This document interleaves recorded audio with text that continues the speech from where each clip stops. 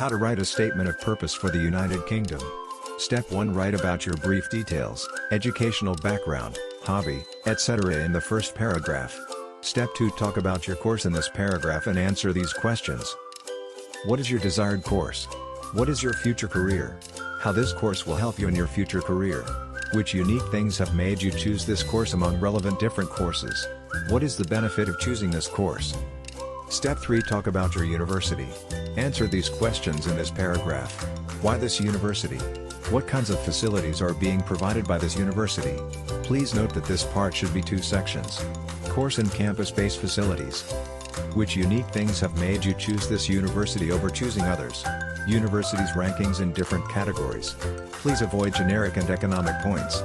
Step 4. Talk about the UK. Answer these questions in this paragraph.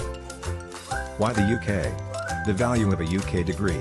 How UK degrees can keep you ahead of many others in career competition. Shorter course duration, which is time-saving. The positive things of the UK. No language barrier. Adjustable weather. Step 5. Write a concluding paragraph stating your return to your home country and your further career plan. Expectation to the university to accept this application. Thank you. For more details, contact us and subscribe to our YouTube channel.